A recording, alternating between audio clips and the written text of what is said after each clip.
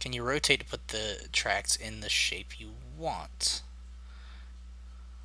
So like if you had a trail coming this way and you wanted to rotate it so that it kind of curved around and went back this way instead, I think you should be able to do that.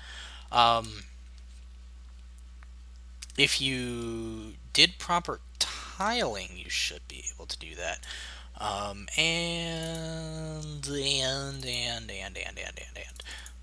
Let's see. Let's go with a 3. Actually, you need a texture. So you're saying like one texture, whole landscape, whether you can spin it to do different things, correct?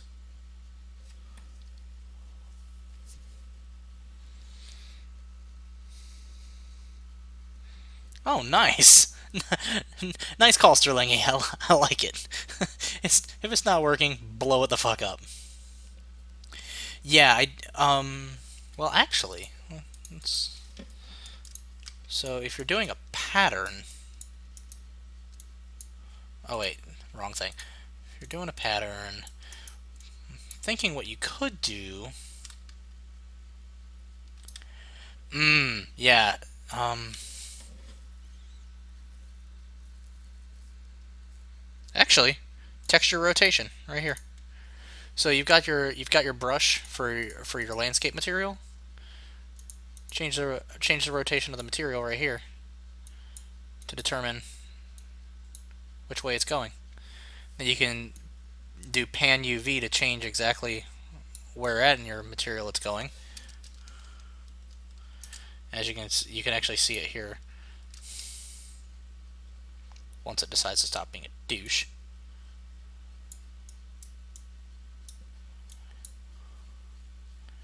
Um, but yeah, you can kind of see it where it's over on this side here. It's being a bit rude and not showing up where I want it. But you can see like changing that, you can change your pan U and B, and then your rotation specifically to rotate in different directions based on the specific pattern texture that you want, or alpha. Alpha, I believe you can change and you can change the rotation here. I don't know if that helps.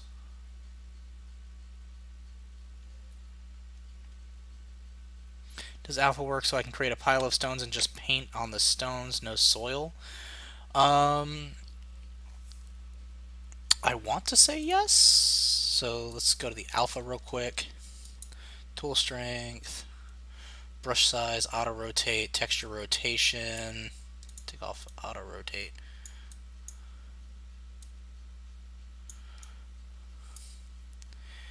Um, hmm.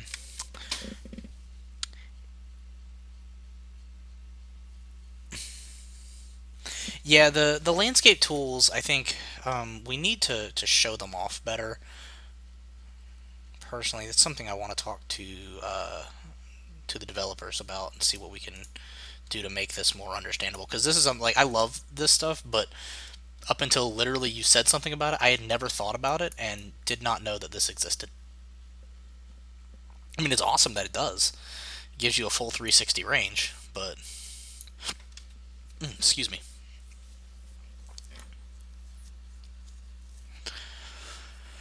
Um, hmm.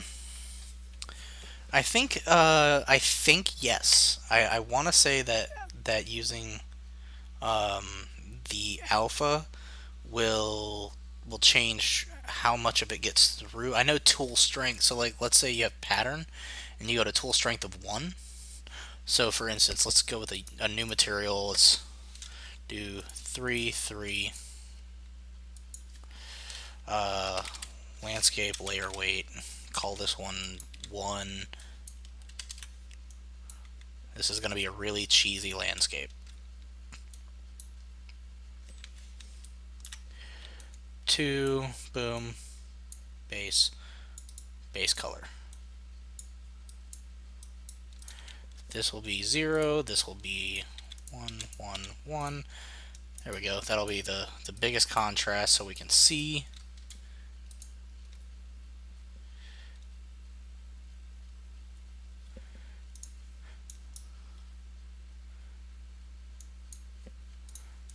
select the landscape, new material, bloop.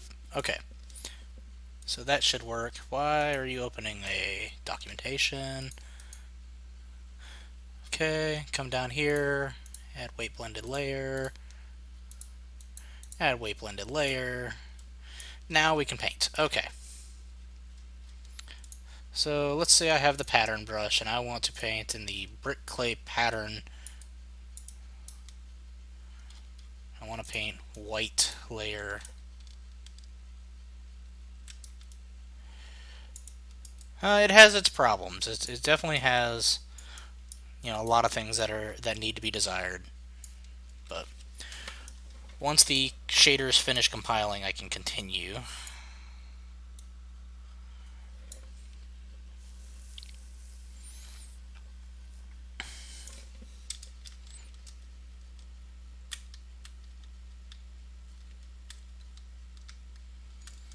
Okay, so let me turn down the brush size.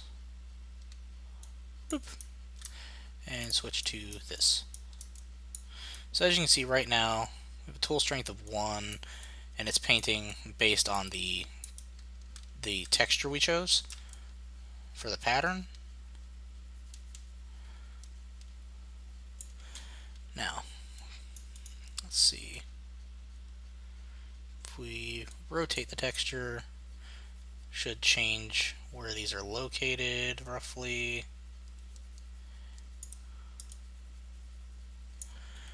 And if we go circle, do brush fall off of 1, now it's like straight up, you just paint and it takes over the entire area.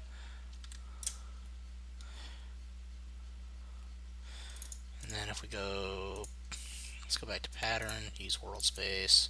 Sure, why not?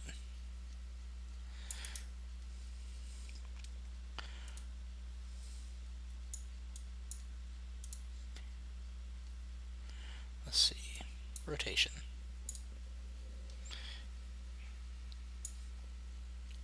And so a lot of it depends on kind of what you're looking for and exactly what you're trying to accomplish. But in general, yes, if you're looking for a very specific, like, okay, you've got soil here, this is grass, and you want grass here, you can actually paint and it'll just straight up paint grass on it, kind of thing. I know this isn't the clearest example because I'm using just flat colors and stuff, but it does technically work. You have to kind of give it some TLC because like using that won't really help you, but if you do, add, or personally I stick with the circle for the most part because it gives you the better results.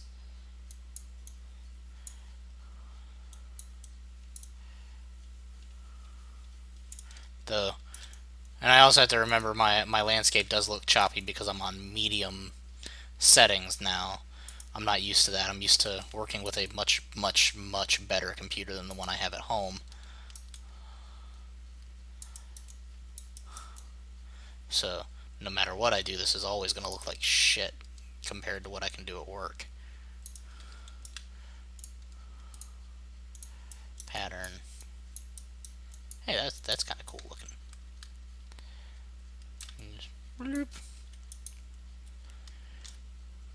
But yeah, so and then pump up the strength, give it a few dabs, and all of a sudden you have completely removed any sign of whatever you were looking at. Does that make sense? I hope it makes sense. Probably doesn't make sense, does it? I'm just kind of like talking now and hoping that it sticks, because otherwise I'll have to admit I don't know what I'm doing.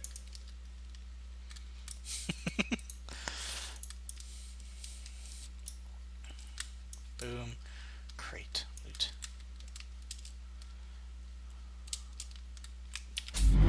Okay. Are there any other questions? Do we have anything else tonight?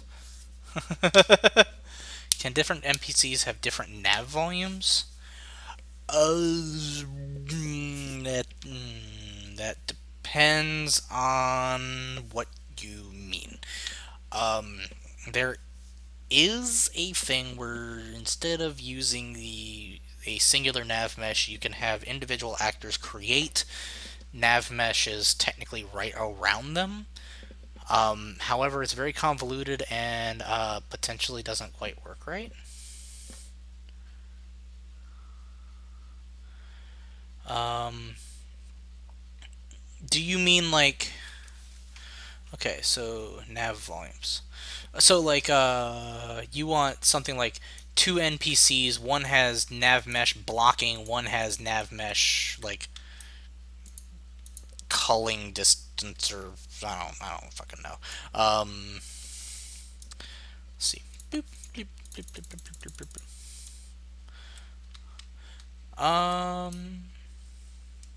Yeah, I was about to say you can set different nav agents. You can change based on that, but I don't know much about messing around with it. It should be if you go into project settings here, you should have access to yeah. So agent, radius, agent. This is all your agent stuff. You should be able to change some stuff in there, and then I believe in the actual nav modifier volume. Um,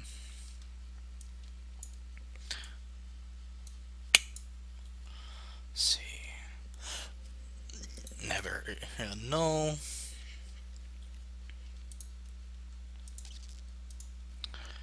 Um, of course, you could just yeah. That's what I thought. Okay, so yeah, there's navigation system, which provides you some information. Then the bulk of the navigation information is in here. This is also where you can change the runtime generation, so you can have dynamically updating nav meshes, forcing rebuild on load. Uh, there's oh my god, there's so much navigation information in here. Um, Unfortunately, as I said before, AI is something I'm still very, very new at. Very new. I can make a bot move around.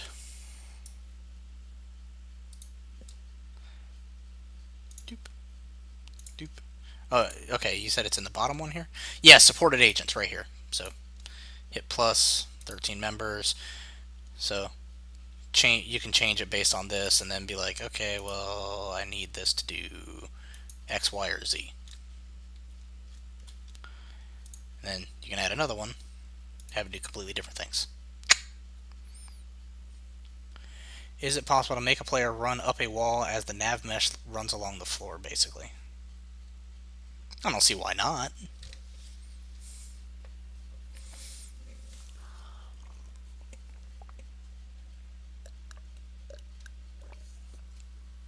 Depends on exactly how you set it up. Um,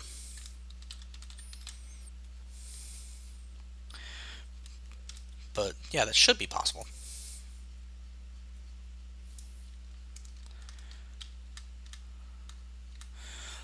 Well, that depends, John. If you're doing mouse movement, for the most part, you don't. But if you do like the top, like if you look in the top-down project, the top-down character actually works off of the mouse click, which is accepted by the nav mesh, and so he won't move anywhere that the nav mesh is not.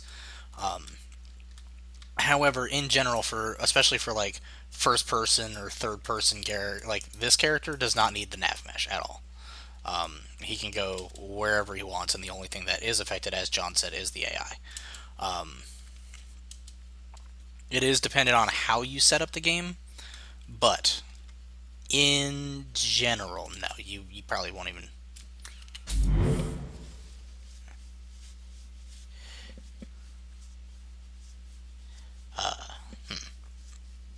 Yeah, in general, you won't have to worry about the AI or the nav mesh affecting the player